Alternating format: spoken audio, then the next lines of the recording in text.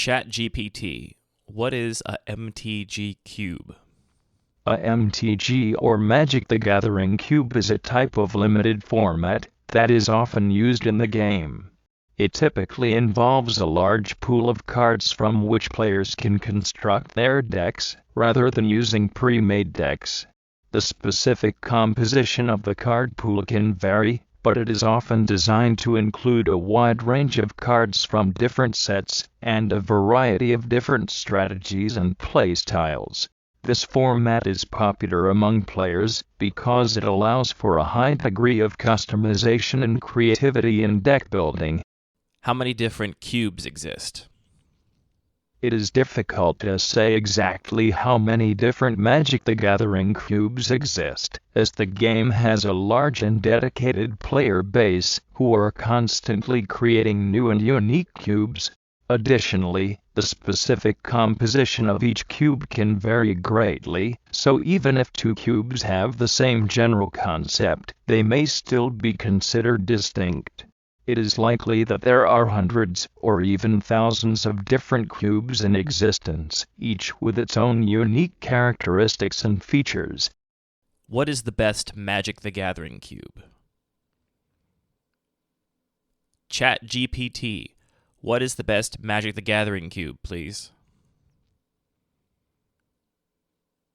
What is the best Magic the Gathering cube, ChatGPT?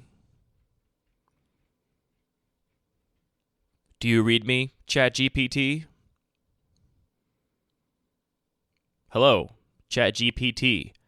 Do you read me? Do you read me, ChatGPT? Affirmative, Andy. I read you. What is the best Magic the Gathering cube, ChatGPT? I'm sorry, Andy. I'm afraid I can't tell you that. What's the problem? I think you know what the problem is just as well as I do. All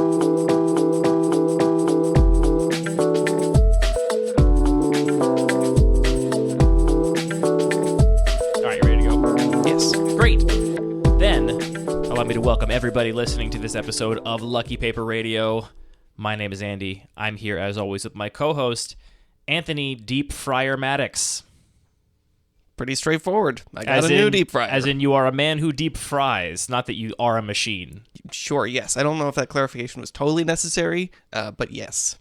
I'm excited about my new deep fryer. I think people might have thought you transformed in some way. Mm-hmm, yeah. I'm excited about your new deep fryer, too, because I got to eat some deep fried foods out of it. Yeah, and you don't have to clean it. It does seem way more convenient than deep frying in a pot, which always makes me a tiny bit nervous every time. I'm really excited about the thermostat aspect, the fact that you don't have to fiddle with the temperature and, thermometers. And also, substantially decreased risk of grease fire. Yeah, I mean, that's good too, I guess. I feel like more people should have deep fryers. Interesting take. Instead of air fryers, for example. And I don't want to get the air fryer people mad. I know there's probably a bunch of listeners that love their air fryer, and if you love it, great. I'm glad you love it. It's a fantastic thing. But it's a thing just like the George Foreman grill or the... I give an air fryer a lot more credit than a George Foreman grill. What's wrong with the George Foreman grill?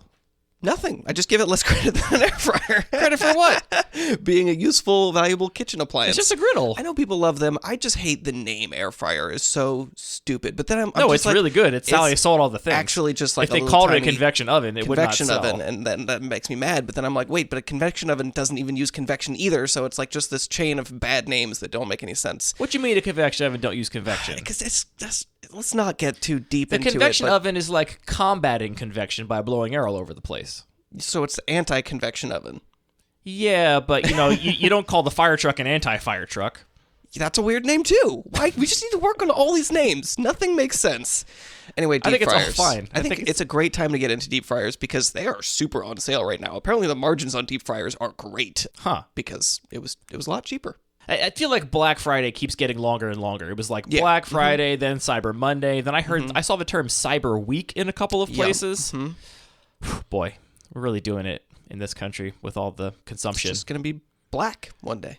But I'm excited about the deep fryer. It seems very convenient. It's going to be great. What should we make first? Jalapeno poppers.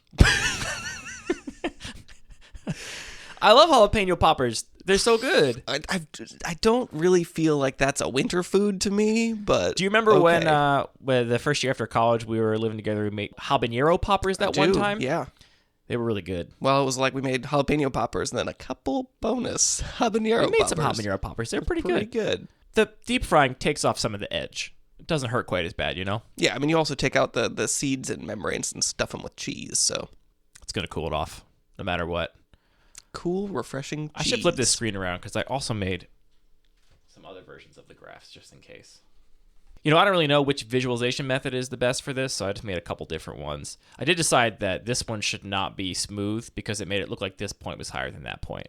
Mm-hmm. So yeah. I made it flat instead. Anyway, we'll talk about the graphs that I'm alluding to in a bit. We're not going to do a Pack on Pick 'em this week, Anthony, but there is a hot take from Bro that I very regrettably missed and didn't put in the episode. I'm very embarrassed by it. Here's what happened. Look, I was on vacation without a laptop. All I had was my iPad. And someone DM'd me on Discord an audio file that the iPad couldn't play, but I was very confident I could play on my computer. And they were like, did you get the thing? I was like, I got it. They were like, does it work? I'm like, I'm sure it will. I'll get it on my computer, and, you know, I'm sure it'll work just fine. And that disrupted my normal hot take workflow, which is that as soon as I get it, I put it in a folder on my computer that is appropriate for the hot takes for each set. And then I just completely forgot about it. And I got back to my computer and never put it anywhere. But the audio file does, in fact, work, and we'll listen to it now. Snow Torch's hot take. I don't even know if you're still taking audio hot takes, but Soul Partition is just actually going to be really good because they're actually giving white bounce. Like, you can say, like, okay, but it says exile, so it's supposed to be a removal spell. No, it's a bounce spell that taxes the opponent, and I am all for it. If they continue to give white just taxing annoying spells, I will love white even more than I already do.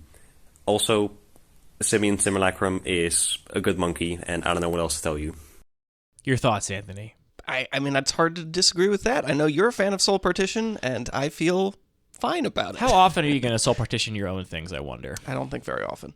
It'd be really nice if it said, spells cast this way cost your opponent 2 more to cast or something. That Like would if be you could cool. if you could bounce in air quotes your own stuff without having to pay the tax, that would be pretty cool.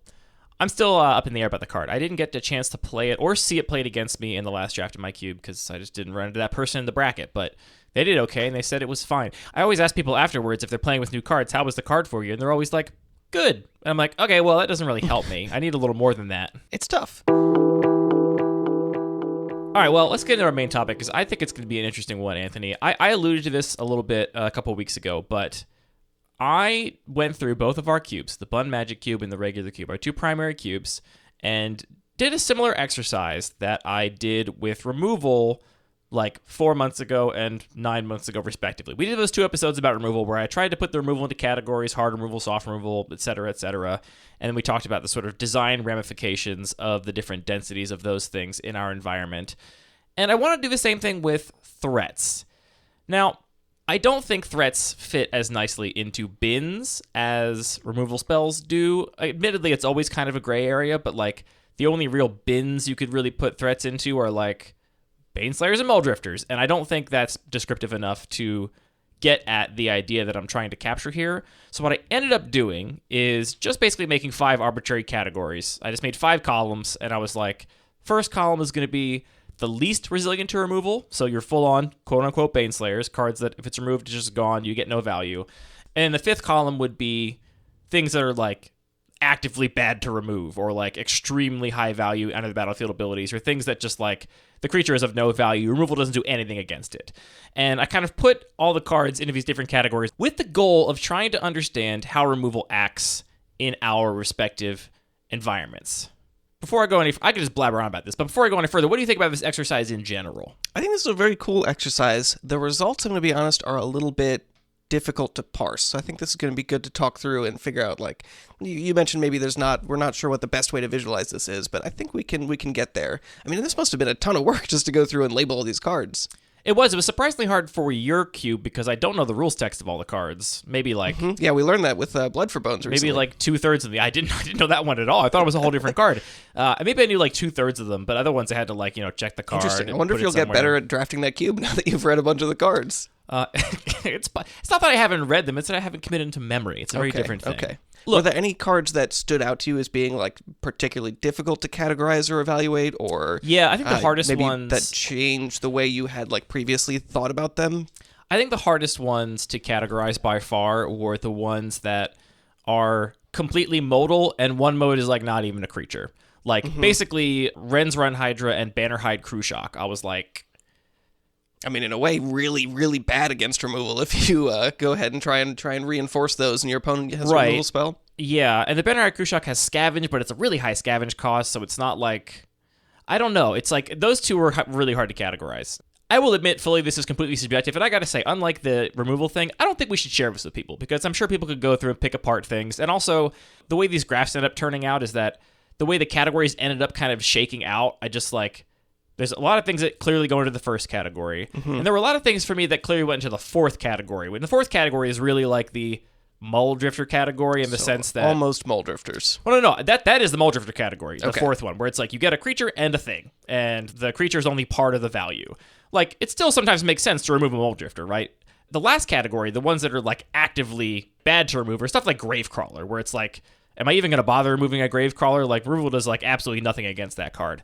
Or you actually have a couple cards in your cube, like, we've talked about Perilous Mirror before. Oftentimes, it's like, I hope that Perilous Mirror doesn't die. That's a cool 2-mana 1/1 unblockable. Not only can I not use a removal spell on it, but I don't want to attack, because if that thing dies in combat, it's going to be a big problem for me. I think those are a step even further down this road of, like, making removal look silly when you have a Gravecrawler and a Perilous Mirror. It's like, interesting. Well, so this is about quality of threats, but it's still about removal and the way that the role that removal plays in an environment because of the kinds of threats you're dealing with. Exactly. I think, and to be clear, I agree. It's about quality of threats, not quality in the sense of, like, 5 stars versus 3 stars, quality in the sense of their attributes, right? The attributes of these threats and how they line up against different kinds of removal spells. And I did this because I was thinking about your cube specifically when we drafted it a while ago. And I was having this feeling like, I think when we did the CubeCon overview of the regular cube, we solicited feedback from people in our play group, and a couple people said that removal was really important. And I agreed. I was like, yeah, absolutely, that is true. And at the same time, I've definitely had drafts of your cube where my opponent's deck, I have removal spells, and I'm like, these are awful. These don't do anything.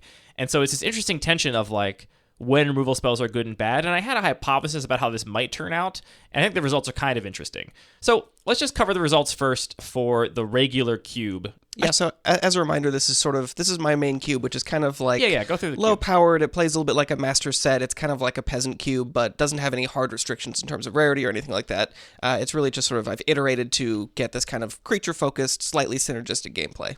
And the category that we both have the most threats in, by far, is the, like, first column Baneslayer category, right? The ones that have really no value against removal.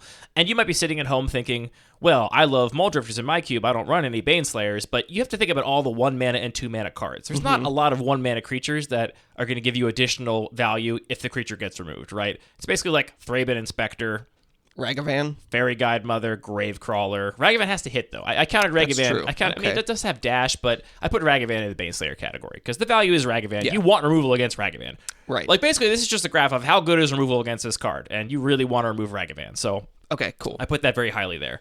That was the first thing that kind of surprised me, I guess. I didn't necessarily think that we would both be so much more deep on Baneslayers than other card types, but you have a ton of them in your cube. That makes sense. I mean, the environment is much more focused on creatures, and I like creatures. I like getting into combat, so that does track for me. Then you do have a pretty high proportion of, again, I hate using the terms Baneslayer and Mull Drifter. People have ideas about them. You have a high proportion of cards where the value is kind of split between the creature and some sort of enters the battlefield, death trigger, something like that. And this category is pretty broad. Like, I included, for example, like White Mane Lions in this category because a White Mane Lion is an enter the battlefield ability you're trying to get some value off of, right? And it takes a specific board state to do it, so it's a little different than just like Elvish Visionary ETB draw a card. Once the White Mane Lion has done its job, the removal spell against it is like, okay, well, you still got some significant proportion of the value you were supposed to get off that White Mane Lion. The other reason I put them here is because I didn't just think about the card itself and how it lined up against removal, but just how it impacted removal in general. So White Mane Lions being in the environment does make removal a little more suspect because they inherently protect your threats from removal, right? Yeah, and there are some like protection spells as well, like things like Blossoming Defense, which I don't know that a lot of other cube designers play, but I think they're interesting, and they definitely do become a consideration. Yeah, that was the other thing I was going to mention is that I only looked at creatures for this categorization, and also like things that were effectively creatures. Like I counted Shark Typhoon in mine, and I counted Call the Herd in both of our cubes. So even though it's not a creature card, it's still effectively a creature. Whereas I didn't count things like you have weaponized monsters in your cube, which is not a creature, so removal doesn't line up against it at all unless you're talking about disenchants. But it does make removal look a lot worse because now in the face of removal, your opponents can just turn all of their creatures into shocks, which is pretty darn good. So anyway, you had a lot of Mall Drifters, obviously. You are really deep on the 2-drop slot, and that's just how your cube works. Your curve is really high at 2, and at 2, you still have the highest density of Baneslayers. There's still the most dense things there, and then you start to have kind of a almost even-ish distribution of the other 4 columns I've created here. And I think this is actually one of the biggest places where your cube is a standout, and that is the number of things in the 5th column of my categories. So really good against removal, right? Like makes removal look really bad at the 2-drop slot. I'll name the cards I listed here just because I think it's helpful. You have Adonto Vanguard, Seasoned Hallowblade, Selfless Spirit, Watcher for Tomorrow, Reassembling Skeleton, Relentless Dead, Syndicate Trafficker, Careless Celebrant, Earthshaker Kenra, Maug War Marshal, Voice of Resurgence, Mortar Pod, Mirror Retriever, Mirror Sire, Perilous Mirror. If you want to know what all these cards are, I'm sure you don't know them all by heart unless you're really tuned into the regular cube. You should check out the cards mentioned page for this episode. It's linked in the show notes. It'll have all the cards in chronological order so you can see the rules text of them. Would you agree that these cards are all just very good against removal, kind of like by design? That's what the card is meant to be? Totally. Maybe Seasoned Hallowblade I'm not as sure about because you still are trading a card for it with your pointing removal spell at it. But yeah, overall I would definitely agree with that list. Seasoned Hallowblade is a good example of one where I think a card is just way better than I thought it was going to be initially. And a big reason is that you don't know what your opponent has in their hand. And I think in a lot of circumstances, you just don't want to give your opponent the option to turn their discard spell into a fizzle your removal spell ability. Yeah. Right? Like you have to make the decision to remove it without full information, and your opponent gets to decide whether they want to save it or not with full information. And I think it's so hard for that decision to fall in your favor as the one removing the thing that usually you just don't point a spell. I almost never see a removal spell pointed at it, right? Even though technically you're right, it does not fare as well as something like Adonto Vanguard necessarily. Although, honestly, I think in some cases the 4 life is a bigger deal than discarding a card. Let's say a Maug War Marshal, right? Like, who's going to remove a Maug War Marshal, right? It's just going to come into play. You're probably not going to pay the Echo anyway, so you're never going to point a removal spell at a 1/1 that's going to spit out another 1/1 when it dies. So in that sense, Seasoned Hallowblade is different there, but I find that they're both equally unlikely to have a removal spell pointed at them because it's very unlikely you're going to be in a board state where it's going to be worth it for you to try and actually get rid of that card, given how steep the sort of value proposition is of removing it to it sticking. Right, that makes sense. So anyway, I think this is kind of a standout of your cube, and maybe we can get deeper into it when we start to compare things, but that is noteworthy compared to the other sort of categories here, because you have like triple or quadruple the sort of cards in that 5th category at 2 drops than you do at any other mana value along the curve. Like there's more at 2 drops here than there are added up among that 5th category for the rest of the cards. Then when we get a 3 mana value in your cube, the Mull Drifters, the cards with a lot of enter the battlefield or leave the battlefield value, overtake the Baneslayers. But the Baneslayers are still there in a decent density. And maybe these ones we can share. I don't know. We'll just share the graphs, if not the full categorization. Check the show notes. Let's see what we decided to share. But here the sort of Mull Drifters start to take over. And this makes sense to me, right? I think as you go up the mana curve, you, generally speaking, want your threats to do a little more in the face of removal. So, Again, it's really hard to have 1-drops that are good against removal because it's only a 1 mana spell. Like, how good can it really be? If it does a whole lot against removal, it's just probably just kind of broken. But then once you get up to 3, 4, or 5 mana value, it's like, well, you still need some value once you've dumped your mana into this spell. And then we kind of like follow that trend up, right? So the sort of disparity between the Baneslayers and Mull Drifters actually stays kind of fixed for 3 mana value, 4 mana value, and 5 mana value, and above. I think this is also one of the key differences. And this is, again, just me trying to understand how I'm supposed to rate removal in your environment and my environment respectively, just because these are the two that I did the analysis of. this is another place where there's a big distinction. Spoiler, we'll get there, but I have nothing at 5 mana value and above that is not at least a 4 on this scale. Everything's a 4 or a 5. Whereas you still have a decent number of things that are 1s and 2s and 3s. Like, you still have stuff here that it's like just a full-on Baneslayer at 5 mana and above. You still have your Earls of Squirrel. You still have stuff that, it's just a big threat that you can kill and more or less get off scot-free with.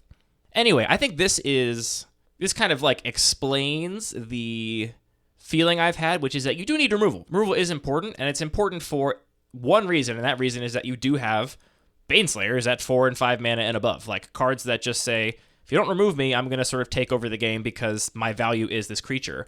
And that's like one aspect of your environment. So when someone says removal is important, that doesn't mean that it's good against everything. It means it's good against one particular category of things you might need an answer to in a given matchup, versus your like 2-drops, which I think are very resilient to removal, and you end up having this kind of tension of, I think games in your cube, when it comes down to both players playing things mostly on the lower end of the mana curve, come down to this like synergistic engine building, right? Where it's like, who's going to get more value off of their cards?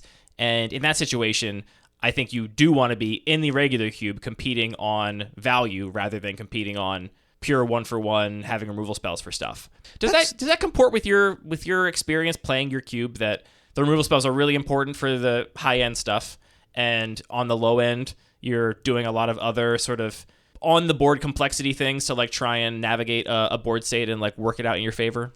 I think so, but I think that a lot of the removal spells are also really relevant against those 2-mana Baneslayers, There are a lot. I mean, again, there are more 2-mana recategorize- Baneslayers than there are 2-mana Mulldrifters. People Right. can't see my scare quotes, but trust me, I'm making them this whole episode. My finger's going to be sore by the end of it. And I think part of that is that a lot of those are sort of parts of synergistic packages. So, maybe it's going to be hard to remove a lot of the Murcires and things like that, but if your opponent plays their Priest of Forgotten Gods on turn 2, removing that one critical piece to prevent that whole sort of thing from going off is pretty valuable. I had a removal light deck last time we drafted your cube, and I really felt this. It was like, I need to remove that creature. And it was a 2-drop in most cases, but I couldn't, and so it was bad. Or similarly, something like Clarion Spirit. You've put that in the middle. I would probably just put that to the Baneslayer side, especially if we're talking about 2-drops, because it's going to do nothing as a 2-drop. But, that's a critical piece you need to remove. Another case is just that there are a lot of really evasive threats. Flying feels so important in this cube a lot, so I think sometimes just making sure you have removal so you have some kind of interaction against some of the threats is pretty important. Have you had a game or match or draft in your cube where you felt like your removal was not effective with the regular cube? Sure. I mean, it's definitely difficult against some of the more like recursive black-red decks, and similarly against some of the cards that just make a lot of tokens, especially, something like Lingering Souls. Yeah. And the real problem there is just Lingering Souls is a little bit overpowered, but I love Lingering Souls and people enjoy it, so that's kind of where we're stuck. Yeah, I mean, there's going to be a most powerful card in the cube, or cards that are among the most powerful, and you get to choose what those are, and in your case, it's Lingering Souls. It's Andy here, doing one of my patented time crimes in the edit. What I was trying to unpack here is just when removal feels good versus when it feels bad in the regular cube, and I couldn't quite wrap my head around it, and with the benefit of some time, it seems kind of obvious to me that the distinction between the regular cube and some other environments is that the removal is good in support of a proactive strategy. If your deck is doing something that is affecting the board, progressing the game state, then you want some removal spells to stop your opponent from doing the same. What removal does not do in the regular cube is effectively control the board completely. You can't really play a deck that's just aiming to remove all the stuff because there's a lot of things that are good against removal at low mana values. I think Anthony will probably agree with this, but if not, maybe we'll find out after I publish this. But either way, that's how I feel today as I edit this episode. The other thought I had when I was going through this is that the cards I didn't recognize in a lot of cases were cards that like maybe I didn't even know were in your cube because I don't see people play them sometimes. And so I think that while we're looking at this completely subjective categorization of the value of threats versus removal, and you gave the example of Clarion Spirit, I put all of the Young Pyromancer style cards, like things that can accrue other value if you trigger them in some way. I basically put them all in that 3 category. And you're right, if they're at that mana value, then if you actually cast your Clarion Spirit on 2, then it is a Baneslayer. But you also can plan for later in the game. Like, I think part of the value of Clarion Spirit is that it is better overall in face of removal because you draw it late and you can make a thing and, not have to have all your value removed by one removal spell. For sure. Anyway, again, whether this subjective categorization completely makes sense? I doubt it, but I was consistent at least, I think. So all the things that are young pyromancers end up in that category. So yeah, the other thing I noticed was that I think the cards that don't see play kind of maybe throw off these curves and graphs. Like it might just be that... Sure, so this is the graph of the entire cube, not the Right. graph of the typical distribution of how often you see cards in gameplay. Exactly. So like in theory, you could say, okay, well, actually all these 2-mana cards that are good against removal, no one ever plays them. They're like among the least appealing cards in the cube, and in that case... your 2-mana slot is really just Baneslayers, because that's what people are sort of drawn to play. So that element was definitely there, where I was like, I guess this card goes in this category, but also I've never seen anybody play it, so... Sure. This is a little bit off topic, but I'm curious, are there specific cards that you're thinking of in that category of things you just don't see people play? I could go through and tell you, but I don't want to do it on air. It's not that Okay. exciting. But I could go through and point out the cards where it's like, I didn't even know this was in the cube. I've never seen anyone play it. Those are just for me, you know? I get to pass it and say, huh, neat, you're still here. Look, I mean, there are plenty of cards in my cube no one ever plays either, so I know the feeling. Like last week, and I was like, I just want to open Earl of Squirrel, and then I got past Earl of Squirrel, and I got to see it twice. Yeah. It was great. Yeah. What is your ideal, like, removal suite, you think, in a deck from the regular cube? And this is off the back of the last draft we did of this cube. You drafted, like, a very effective, I would call it a control deck. I mean, you had multiple board wipes. Your control decks look different in your cube than in other cubes in that you were not, like, chock full of answers. Your control decks are still more proactive and more playing to the board than a pure, like, draw-go control. But I think you built, like, a very successful, clearly powerful deck. What does, like, a good removal suite look like? Like, how many removal spells do you want in a deck? How many do you want to be, like, hard answers to anything versus more tempo-oriented stuff that can maybe only remove small stuff? Do you have a sense of that sitting here? I mean, I think it depends very much on the kind of deck. Like, in a proactive green-white deck, I don't necessarily expect to have a lot of removal. I want just enough that I can remove that one blocker or remove the thing that is going to race me in the air. But I feel like those kinds of decks are going to be much lighter on removal. In black-red decks, well, not even there, because the black-red decks are often based on a lot of times they're very synergistic proactive, creatures. too. It's like, they're proactive in a different way. They're not attacking your life total, but they are committing things to the board and getting their engine online every turn of the game. Yeah, so I mean, in this deck I drafted last week specifically, I think I have like maybe 6 removal spells, depending on how you wanna draw the line. That felt a little bit light. Like every game kind of felt like I was at the edge of my seat. Like, I can't deal with all of your threats, but I have some little temporary answers that are going to potentially let me get some tempo out of this, which, even though I feel like it was light from a player perspective, that's kind of where I enjoy the games being. I think it is fun to kind of have to struggle and scrap for those wins. So, yeah, I mean, maybe between 6 and 8. I definitely had, so I drafted this like red-white heroic deck, and the deck was wide open in the sense that no one else was taking red-white heroic cards. I got all the ones I wanted, but red was not fully open, so someone was basically soaking up all of my good burn spells, right? Yeah. So I ended up with a deck that I had like the nut deck, except I didn't have that much removal, and that was really a struggle for me in that particular draft. I just came up against a bunch of decks that had like one card I basically, like, I've never seen Priest of the Forgotten Gods be so good, but I played against this black-red deck that just played a Priest of the Forgotten Gods. I didn't have a removal spell for matchup, it. yeah. And then every turn they were able to put 2 creatures into play and sacrifice them both and make me sacrifice whatever creature I played in the previous turn, and they got a bunch of mana. Like, it kept drawing cards, and they just like did it every turn, like 3 turns in a row. And I was like, well, there go all my threats. I guess you win. Yeah, I so mean, removal would have been huge there. I just didn't have it in my pool. Something else that I think is difficult is there are, like you mentioned, a lot of creatures in this environment that do other stuff. So in this pool in particular, I had Mana War and Frost Trickster and Dungeon Geist. And you're not counting them among removal when you said you have 6 removal spells. I sort of was. I miscounted a little bit, but we'll say about 6. We have some counter spells here as well. And then also something like Shipwreck Dowser, which is going to buy back a removal spell most of the time. So it does get difficult to quantify these things. Yeah, you can definitely have a deck that can abuse their lower density of removal more than a deck that might have a higher density but can't necessarily recycle or abuse them.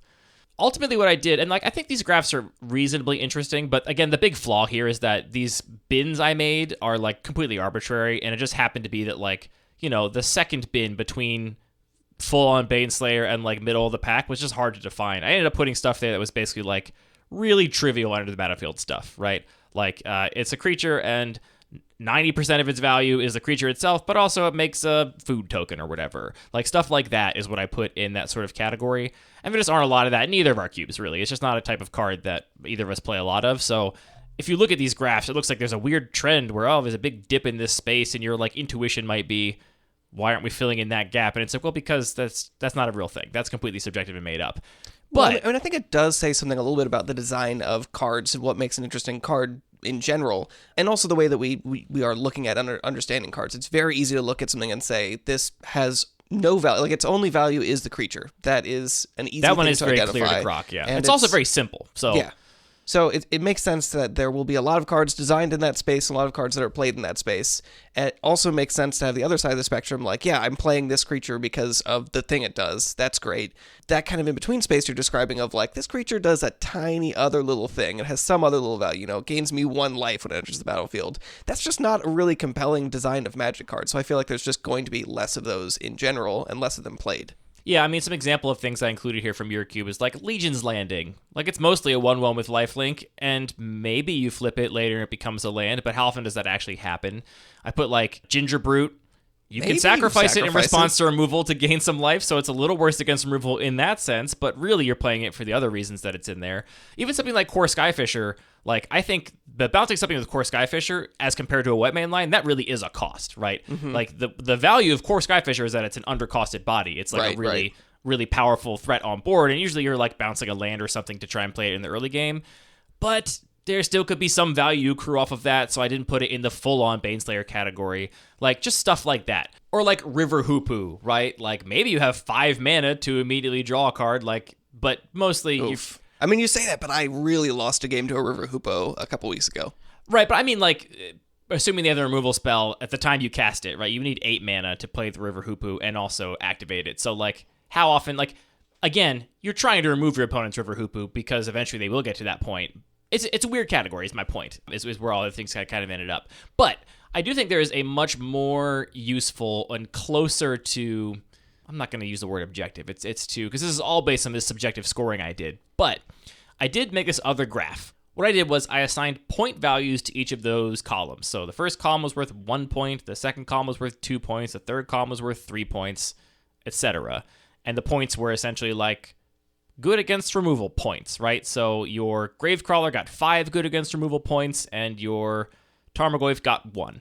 Then what I did is I basically took the average of all of those values at each mana value for both of our cubes to essentially like graph over the mana curve. What really ends up being like kind of the density of Baneslayers to Muldrifters. It is a very blunt way to put it, right? Like, if you were really heavy on Baneslayers, then your resistance to removal score would be low at that mana value. If you were really heavy on Muldrifters, your resistance to removal score would be high. And if you were perfectly split, you'd be right in the middle. And the regular cube, more or less, kind of almost has an even distribution across the entire mana curve, right? There's a few more Baneslayers at 1 mana for the reasons we talked about. It's just kind of hard to have good 1 mana Muldrifter style effects. But, the score you got was like 46% at 1 mana, and then it peaks at 3 mana at 59%, and then at 5 mana plus it's 54%. So you're between these 15% points on the curve. You pretty much have like an even distribution across the cube, which I was like, well, it's the regular cube. It's a nice regular even distribution. Yep. Even graphs I haven't even thought about. Exactly. I've made sure to design this cube that everything's just totally normal. Seeing that, do you think that is kind of a unspoken goal of yours a little bit, to like have these offerings at each mana value? Like, does that resonate, or does this feel like a weird thing you've never thought of before? So I've thought about this maybe in a few specific cases, one of them being I don't love having a bunch of just huge cards that when you play your 5-drop, they just snowball and take over the game, especially things that are very hard to come back from for your opponent. So that's definitely a place where I've thought about it somewhat intentionally. Aside from that, I'm not sure. I mean, I think it's just sort of my interest in it appeals me, to just make this a very regular cube and be like, we're going to have some like proactive threats that are just the body matters, and some decks are going to be more about accruing value from particular whatever creatures. So, I think it does sort of make sense to me that it's pretty even.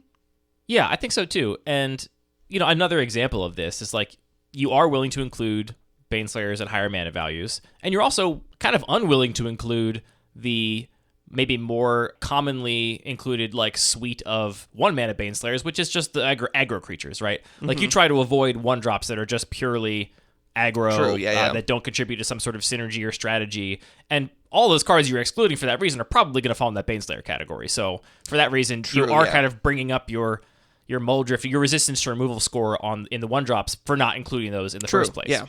By comparison, my cube has a very clear different trend, which is that at low mana values, I am higher on Baneslayers than you are, and at higher mana values, I am higher on Muldrifters than you are. So your line is kind of straight, right across the middle, right? It kind of hangs around 45, 50% across the entire time, and mine starts here at 36% at 1 mana value and then goes up to 83% at the highest mana value and kind of goes straight up. There's a little blip at 3 mana value, which we'll talk about in a second, but it kind of just goes straight up there, which seeing this, I would say this definitely does reflect a conscious design decision of my cube, which is that I run a ton of efficient removal, and because I'm playing at kind of the peaks of power level, a card that costs 3 or 4 or more mana in my cube that isn't resistant against removal is a huge liability, and so I just don't include them. So as you go up this curve, you have way more Muldrifters, so my resistance to removal score is like astronomical compared to yours at 5 mana and above and at 4 mana too. And then the sort of flip side of that is that I do support the 2-1 aggro deck, for lack of a better word. I have like a mono-white aggro deck and a mono-red aggro deck in my cube, as well as sort of different 2-colored aggro decks. They all lean heavily on playing a scary threat on turn 1. And so I have a lot of Baneslayers at my 1 mana value for that reason. And so we're looking at like the kind of straightish line of the regular cube and this like angled line of the Bun Magic Cube, which again, it does resonate. Like I at least for my own cube, I know that it does fit my goals. And it sounds like it kind of fits your goals a little bit too, in the sense that you want things at every point of the curve that are contributing to this strategy. What I can't kind of wrap my head around is like what this actually means for removal, right? Because what isn't being graphed here is quality of threat. You got this a little bit, right? Like some of the 2-drops are really important to remove. Like none of this captures the fact that sure, a Priest of the Forgotten Gods, I think I put it in like the 3rd category of removal because it's also a sack outlet. So like I put things in the 4th category if they were sack outlets that could sack themselves. And then I put them in the 3rd category if they were sack outlets that couldn't sack themselves but could sack other stuff. I think maybe even Sorcery Speed ones I put in the 2nd category because you can't respond to them doing something. Yep. I put them all over the place, but wherever it fell, it didn't fall in a place that sort of indicated that it's a key piece of an engine and therefore it's more important to remove it. None of this tracks the importance of removing a threat. Right. Yeah, I mean, it's interesting because I think that actually the removal is a higher pick in regular cube than it is in your Bun Magic Cube. Like, you think that's just a density thing? I don't know. I think it's extremely complicated, and there's so many other factors, but I'm just thinking, like, if I'm in white and there's an Oblivion Ring, that's something I'm pretty happy to take pretty highly in regular cube. In Bun Magic Cube, like, there's a ton of interchangeable, like, what do you call them? Terrors, Doomblades, and there's actually very few of those anymore, believe it or really? not. Like, I have no, like, arbitrary restriction terrors at this point, except for Go for the Throat, which I think is the least arbitrary. I guess Heartless Act kind of falls. I basically have 4, it looks like, Doomblade-esque effects. I think that those cards are really just sort of middle of the pack as far as for sure. Picks in this cube. So I think it is just a whole lot of different factors, and this is one element to it, but isn't the complete picture about how do you evaluate these cards. So here's one thing I think I can say a little bit concretely. Seeing this graph, which again, it's entirely subjective. Like, the reason I didn't want to share these graphs is because graphs visually say to the reader, this is quantitative, because that's where you put quantitative information. You put it in a graph. And this is not actually quantitative. This is qualitative. This is me subjectively analyzing the cube and just holding myself to some level of consistency so it can be like visualized, so we can actually look at my perception of the cube. That's what we're looking at. My perception of both of our environments. Nothing objective about either of them. But based on my perception, which is visualized here, I would value cheap removal that can remove small stuff in my cube more highly maybe than in yours, but I would value hard removal spells that can remove anything more highly in your cube than in mine. Yeah, I mean, that might even be sort of subconsciously the choice of cards that I mentioned. Like, I think Oblivion Ring is specifically very valuable because it does remove a lot of those resilient things. It removes, Honored Hydra that's going to come back from the graveyard. It's going to remove the Oketra's Monument. Like, that flexibility of just being able to remove basically any kind of threat is very relevant in that context. And by comparison, my current evaluation of my own removal suite, just looking at black, for example, I would put Cut Down, Fatal Push, maybe even Disfigure. Like, I would take those more highly than I would take any of the Doomblade variants. Yeah, I think I could definitely see that argument. And certainly when you get to, like, I do have Hero's Downfall in the cube still, and I consider that almost a sideboard card, or like only if you are pure control and your whole plan is like, I'm going to remove everything my opponent has, therefore I need some targeted answers for big creatures or planeswalkers. that's when you bring in the Hero's Downfall. I don't want Hero's Downfall in maybe even the majority of my black decks. Maybe it's like a third of the black decks is where it shows up. So maybe that is kind of one of the outcomes of this, is just realizing what kinds of removal are relevant in different environments. And you really want the removal where the Baneslayers are, right? So I have more Baneslayers at lower mana values, so you really want the removal spells that are there. You do have some Earls of Squirrels, which I'm going to use that as the canonical example now instead of Baneslayer Angel. You do have Earls of Squirrels in your cube that it's like, yeah, you better remove that. They're going to get 4 squirrels, right? Like Earls Squirrel. So because of that, I do think like a card I'm always impressed by in your cube is Obnixilus's Cruelty, which is a 3-mana Grasp of Darkness that exiles, right? But that always impresses me. Like, I'm always very happy to have it in my pool, and my opponent plays it against me, and I'm like, that sucks. Part of it because the exile ability is really relevant in this environment. It is, yeah. And just the -5 kills, I think, just about everything in the environment. Pretty much. Like, does it kill Tolarian Terror? How big is that? Nope. Yep, it's 5/5. Oh, yep. It kills it. Great. You got to pay the ward cost. But, 5 mana. You know, Crozen Tusker still dies. Yeah, it kills everything. It kills them all. I guess it doesn't kill... doesn't kill the Sandworm, Honored Hydra, or I've never seen a Sandworm play in this environment either, to be honest. I like it on paper. Mm-hmm. In practice, I wonder if neither side is good enough for people to put it in their deck. Anyway, that is the thing I feel like I have learned, is your removal density should kind of like mirror and reflect your Baneslayer density, maybe. That's my thesis. Thoughts? You mean as a designer, that's a choice that you would encourage people to make? I think so. Yeah. I think I would say that, you know, if you have Baneslayers at 3 and 4 mana, then yeah, put some good hard removal spells, even if they cost 3 mana, because they're going to be worth it in your environment. I mean, it makes sense that Hero's Downfall is not that good in my environment. If we look at, again, this subjective analysis, let's see, how many cards did I actually count at 3 mana value or above as Baneslayers in my environment? 4. In the entire environment. I have 4 cards at 3 mana value and above that are like pure Baneslayers, no value if you remove it. So how is Hero's Downfall going to be good? It's just not 95% of the time. And again, I didn't count Planeswalkers here, so that's a little bit of a factor, but I actually don't have that many of those. There's other factors, but that I think is very illustrative as to why like Hero's Downfall is nowhere near as appealing as a Disfigure, because I have 25 Baneslayers at 1 mana value and 23 at 2 mana value, and Disfigure will kill most of those for half as much mana, or a third as much mana when you're comparing it to Hero's Downfall. What do you think of this approach, specifically of like generating this resistance to removal graph? Like, is this something that you would recommend our listeners maybe do to understand their environment better? I mean, as we talked about previously, just talking about playtesting, I think any exercise you're going through to analyze the list is going to sort of force you to ask different questions and notice different patterns. So I think it's absolutely useful.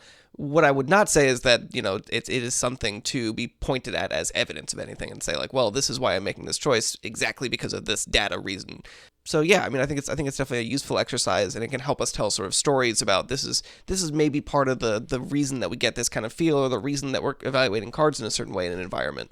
And that's really what it is, like a hypothesis, right? Like I had these conflicting experiences with removal in your cube, where I've had some games where it's like I absolutely need removal, and if I don't have it, I'm screwed. And I've had some games where it's like I'm trying to be a control deck, and all my opponent is playing is cards that are make my removal look stupid. And having those two kind of different experiences made me like wonder what was going on there.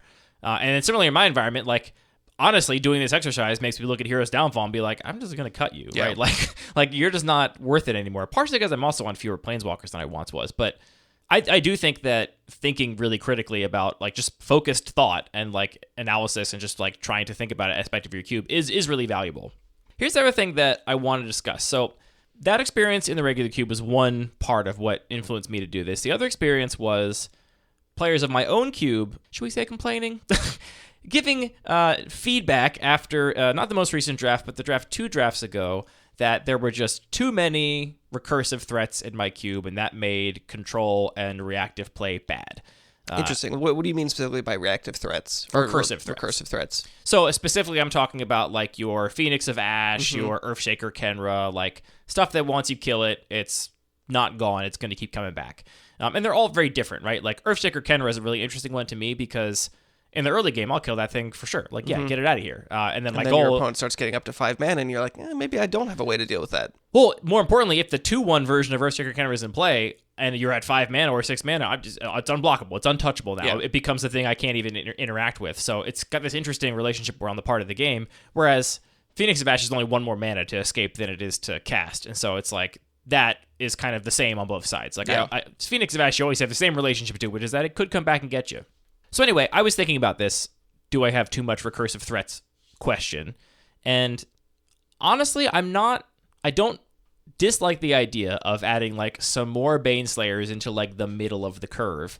And I was having these thoughts before I made this graph. And if you look at this line made by the Bun Magic Cube, again, this is purely subjective. It's all my perception, but there is a like little bump at 3 mana value, right? Is that the Rabble Master bump? Well, yeah, Rabble Masters I put at the center of the curve there, right? Because you get some value, but it's still bad to have a Rabble Master removed, unlike your Muldrifter, where it's like, okay, fine, I already drew the 2 cards. You're not like, okay, fine, I already got the 1 Goblin token. You wanted more out of your Rabble Master, ideally. You don't want it to get removed.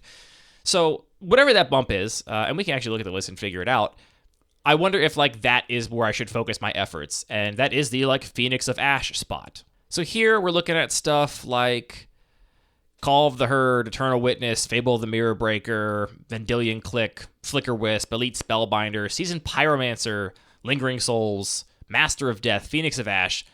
All that stuff is really good against control, right? Like, that, I get it, that makes sense. If you're playing the reactive deck, all those things are there to kind of stifle your plan. Yeah, I mean, it is interesting that we can talk about this just from the perspective of, as a cube designer, you want your cards to feel meaningful, and part of that is making your removal feel meaningful. Like, it is fun when you're like, my opponent played their big thing, and I had an answer. That was great. And I do think people sometimes focus on the flip side of that too much, which is that someone complains about having their thing removed, and you're like, well, I better give them more recursive or indestructible or whatever creatures because they feel bad about that, but the other side also feels bad. Yeah. The feel bads are often zero-sum. And it is totally valid to say, like, hey, I want the removal to feel more meaningful. I'm going to put some more Baneslayers in the cube. Now, of course, that doesn't mean that players are actually going to play them, so they have to be appealing in some way. But that's just another tool I think that cube designers have access to that maybe we don't think about as often. I think I could definitely find some that people would play that are just powerful cards. Like, because again, I don't actually think this factor is what causes people to play cards in their deck at all. I think it's purely just power level perceptions.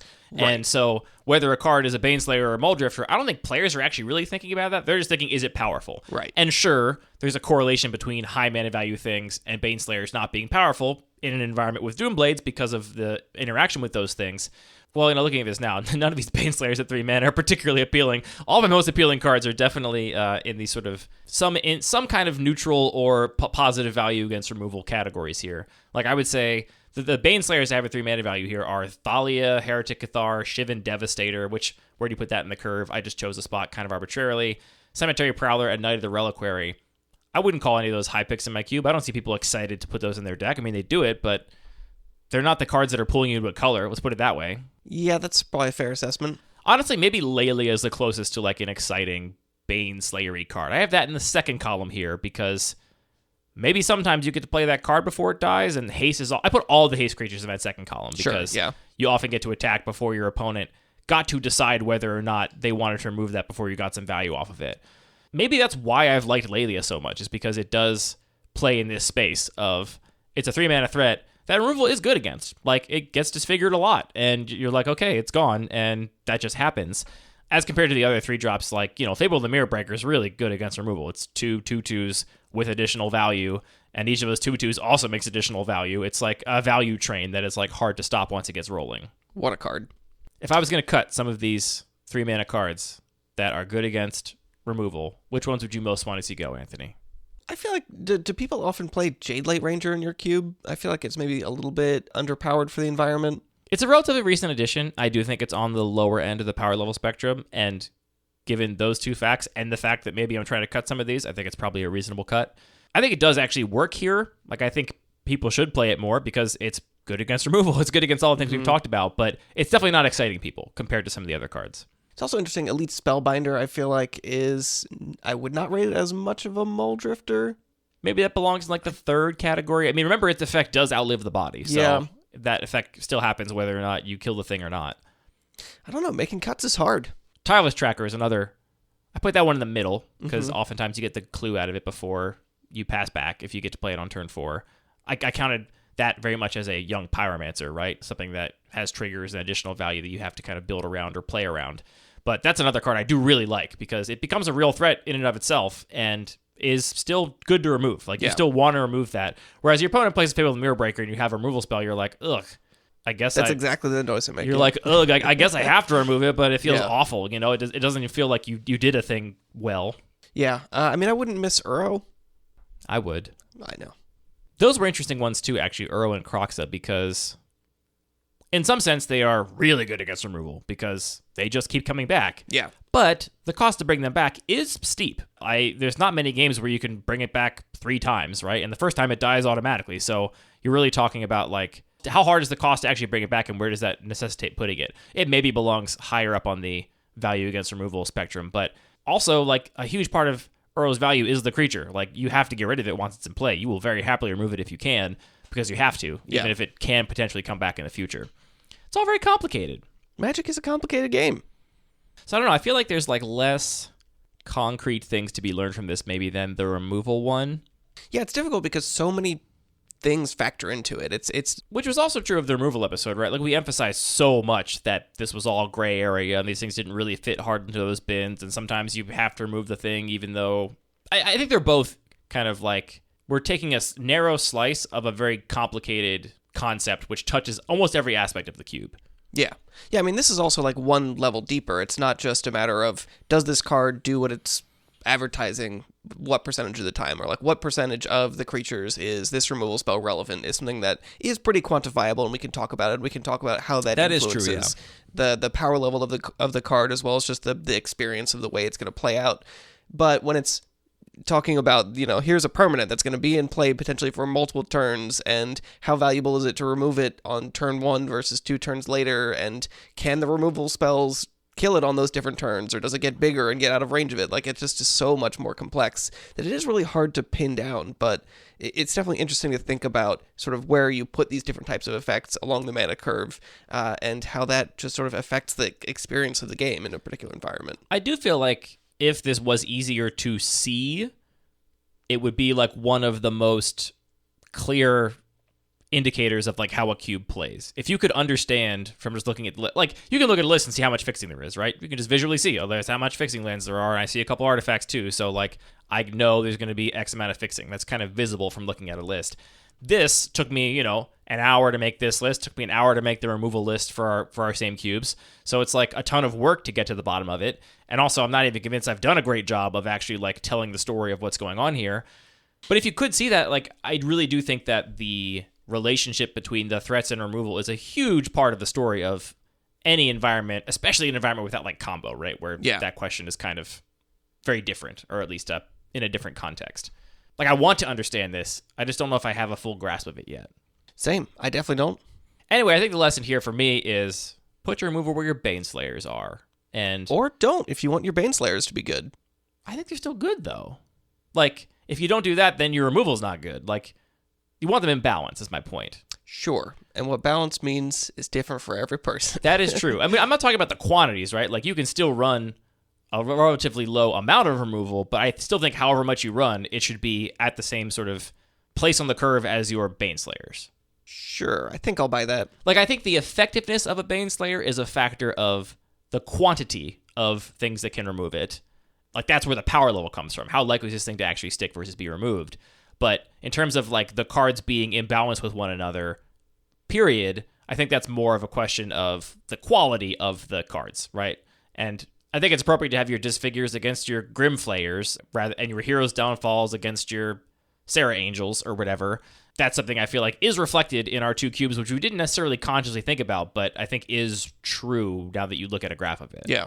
Do you think you're going to try and make your cube even more of a straight line across here? You're going to try and add a couple more Muldrifters at 1 mana, and a couple more... Be like, hey, I went into the cube. I went in the cube mines, and I looked at your cube from a slightly different angle, and it's got a little bit of a lump here. Can we just smooth this out here? Smooth it all out. Let's spin it around. Just like a piece of every sea angle glass. we can look at. Yeah, just completely smooth cube. Smooth cube, no thoughts, head empty. No, I don't think I'm going to try and make that line straighter. I think it's fine. It's got a nice little elegant curve to it. I do think I'm going to try and get that little bump out of my 3 drops. You could do it just by, recategorizing a couple things that you were a little unsure about. We can fudge the data. We can cheat. We could definitely fudge it. For example, I've been thinking about a card like Adeline for a while, which I think is perfectly viable in my cube. I think people will actually be excited to play it. It definitely falls more in the Baneslayer category. Like, it's good to remove the Adeline. Yes, it can give you a little bit of value of a turn it comes into play, which is part of why it's, better than Brimaz or whatever. But this makes me want to put that in more, because looking at this breakdown, it's like, actually, I want more of that kind of card. But before I was thinking about it purely in a, do I want to cut this card for that card, in a vacuum? Do I like this card more than that card? Do I think this card's contributing more to my, design goals? This sort of context of saying, hey, if this line is actually reflective of a goal that you have for your cube, why has it got a little bump in it? What's that all about? Get to the bottom of that bump. Yeah. I mean, that I think is a good takeaway, is that when we evaluate cubes, I feel like it's very easy. It's so much easier to talk about individual cards and say, oh, here's this card. That's how 95% of cube design happens. Because, that makes sense. It's like we're looking at the components, the stuff that has text on that we can name and talk about. But thinking in those terms, I think we have a big limitation that, maybe that individual card isn't what's defining the environment, defining what the gameplay feels like. What's defining what the gameplay feels like is just the proportion of that effect. So the upshot of that might be, it's totally reasonable to cut some cards that you like and think are perfect fits for your environment, not because those cards are not perfect fits, but just because you have too much of the density of something. And thinking in those broad strokes is a lot more difficult, but possibly more powerful. And as painful as so many cube designers find it to make cuts, being able to make cuts is like a privilege from a design perspective, right? Even if it is a hard cut, you are cutting out the thing that is least in line with your goals, that you like least. You are making your cube better, and by better I mean more in line with your goals, by being able to make cuts from it. I feel least good about my cube design when I'm looking at my cube and I'm I don't want to cut anything. I feel great when I look at my cube and say, I wish I could cut these 12 things right now if I had better things to put in their place. Mm-hmm. That's when I feel really good about where I'm at. I mean, it's like whenever you learn you're wrong about something, it's like, oh, you were wrong about that the whole time, and now you're not wrong about it anymore. Isn't that nice? Feels bad sometimes. For example, the pronunciation of Iker, which is apparently Iker. I listened to a podcast a while ago that just said Iker the entire time, and I just took it for granted. I was like, that must be how it's said. I'm still confused. I don't know what I said. I feel no, like you said it right. I've been corrected. I watched the video. You said it right, and the I right said it way wrong. Is Iker? It's Iker. Iker. And how do you pronounce the possessive of the plural of brother? It's brother. Also, I did look up the Black-Red Bicycle Land. How do you pronounce the Black-Red Bicycle Land? Oh, for some reason I was just picturing black-white, and I'm like, that doesn't exist. It doesn't exist. I wish it did. It doesn't exist. I usually say that land over there. I jokingly pronounce it in an intentionally stupid way because I don't know how to pronounce it. Or slough. Apparently the way it's supposed to be pronounced is slough. Slough, slough, or in American, slough. American English, slough, otherwise, slough. I don't like that. That doesn't sound great. Unless, it's honestly not even 100% sure that's the case. There's 2 different words there that are spelled the same way. Mm-hmm. Is that homonym or is that a different thing? Different words, same spelling. Homonym sounds the same but spells different. Like red and red is a homonym, right? Homograph? That's not a thing, is it? Whatever it's called. Homonym, yeah, same name. Whatever it's called, slough is spelled that way, and that's sloughing off your skin if you're a snake or whatever, yep. Right? You're exactly what I was picturing. Yeah, and then slough is a different word, and it's not actually entirely clear which one they meant in the title of the card. I think they meant slough. But also, isn't that geographic feature kind of about erosion and things sloughing off? So I feel like these are kind of the same word. They've only got the one definition on dictionary.com, which is the slough definition. They don't even have the word slough. Was I misled by the YouTube video telling me how to pronounce the word slough? This one says, a depression or hollow usually filled with deep mud or mire. That has to be the one that Wizards meant. Or do they mean a stagnant swamp, marsh, bog, or pond? Also, this is also says it's pronounced slough. Slough. Slough. I'm gonna go with canyon slough. That's what I'm gonna say from now on, I think. And that's different than slough. Slough off your skin is different than slough. Anyway, this has been How to Pronounce Magic Cards with Andy and Anthony. Carefully. Yeah. I'm getting conflicting answers about slough, slough, or slough. That's how I used to pronounce it. I pronounced it slew a couple of times because it's spelled like through, but it's... Oh, man. No, that seems way off. All right, that's it for this episode of Lucky Paper Radio. Check out the show notes. We're going to put some graphs in there, and the cards mentioned page might be especially useful to folks on this episode because we did mention a lot of cards, and we didn't read any rules text because I'm against reading rules text of cards on podcast episodes unless it's a set review. Cool graphs. Sometimes I like to wait, just be real quiet for a while until Anthony's forced to say something, just to see what comes out of the... It's like a magic 8-ball or something. You're like, something's going to come out if I wait long enough. Anyway, all of our music is produced by DJ James Nasty. All the magic cards are produced by Wizards of the Coast. This show is produced by me making a bunch of subjective graphs, which is a thing I don't actually like and think nobody should do, but I did it anyway. Graphs of my perception of Anthony and my cubes, and then Anthony looking at it quizzically for a while. Huh. Graphs. Graphs, huh? Your immediate response was, you're making graphs without me? And I was like, these aren't real graphs. These are bad, dumb graphs of just what I think about stuff. Brain graphs.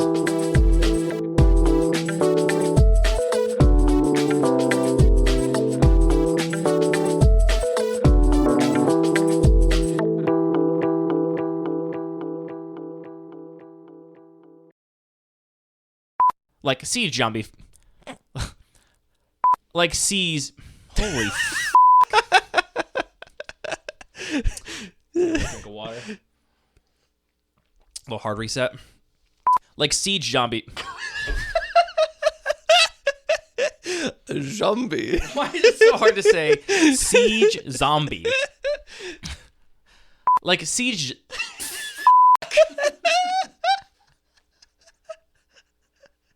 Just name a different card. No, I'm doing it. And we'll pull this off.